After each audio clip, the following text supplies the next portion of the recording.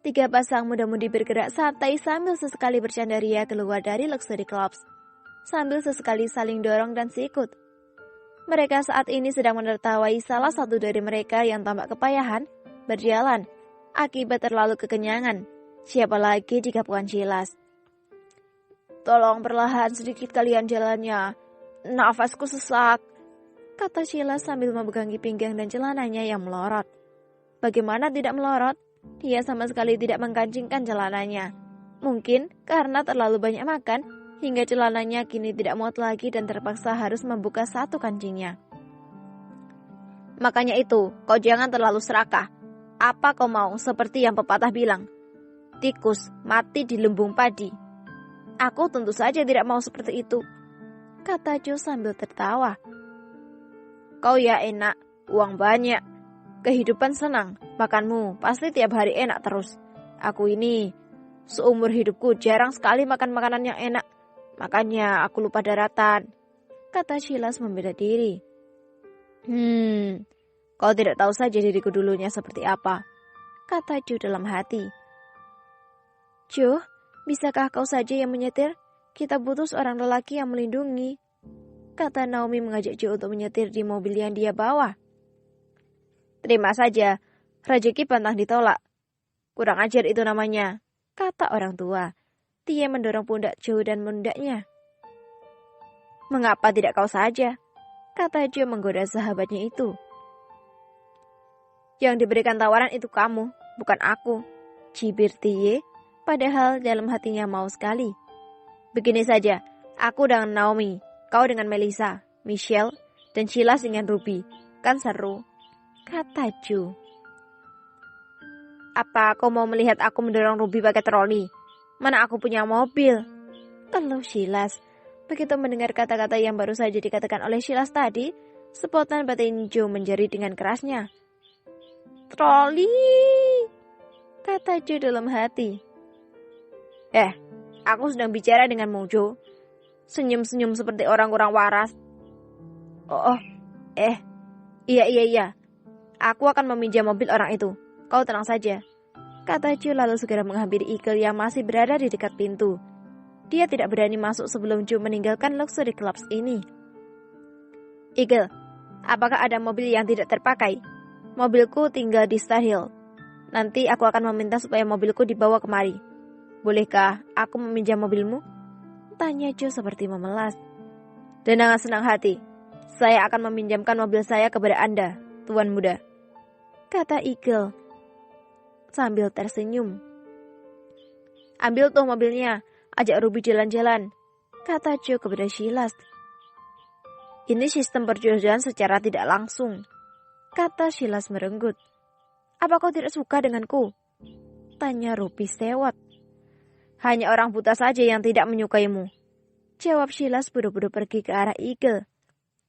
"Weh, Ferrari. Hahaha. Mimpi apa aku ya Tuhan?"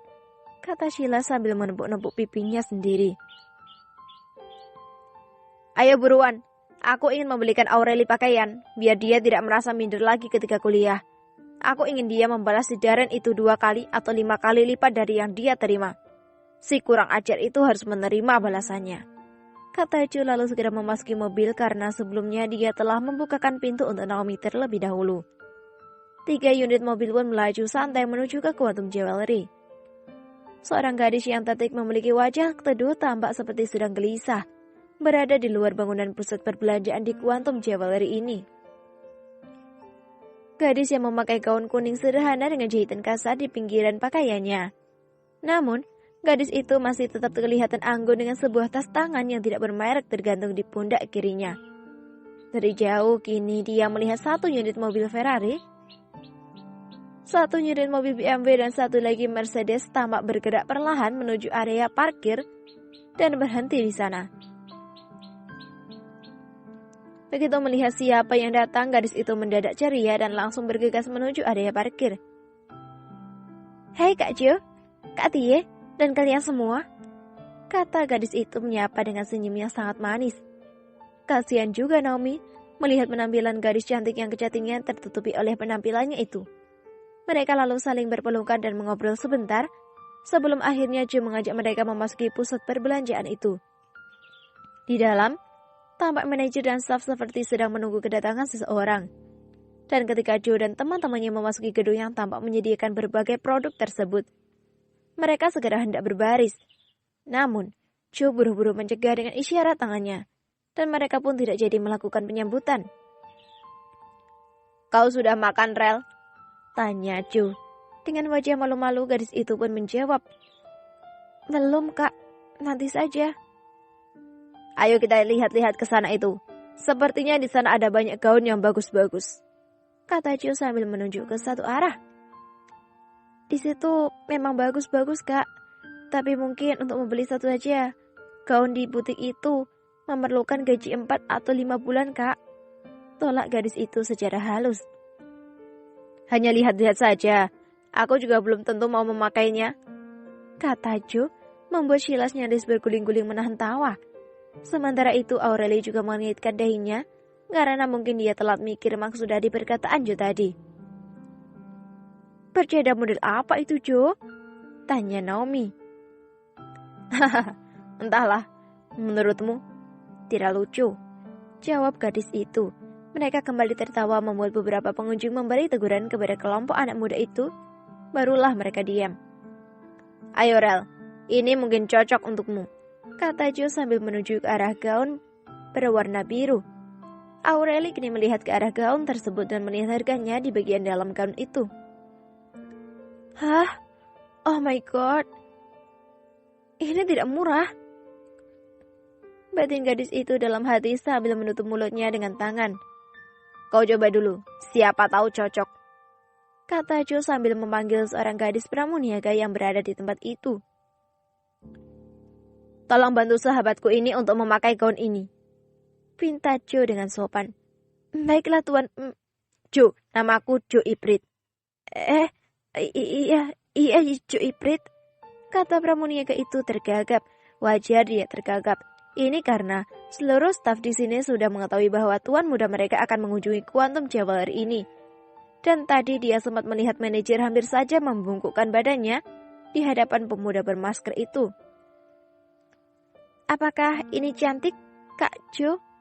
tanya Aureli sambil berputar di hadapan Jo dengan maksud menunjukkan gaun yang dia pakai. Baik itu Tie, Silas, dan Jo melongo melihat gadis itu. Jangankan mereka, Naomi, Jessica, dan Ruby pun minder melihat kecantikan Aureli.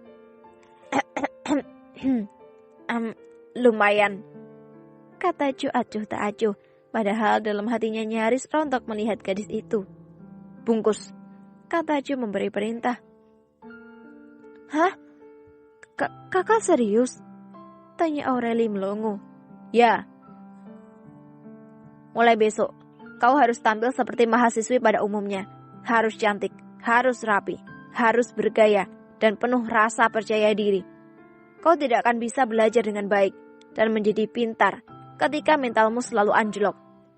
Ketika kau selalu merasa rendah diri dan selalu minder, belajar 10 tahun juga tidak ada gunanya. Karena kepercayaan dirimu telah runtuh. Oleh karena itu, jangan biarkan siapapun merendahkanmu. Ingat Aureli, kau harus membalas Darren itu," kata Jo sambil berbisik.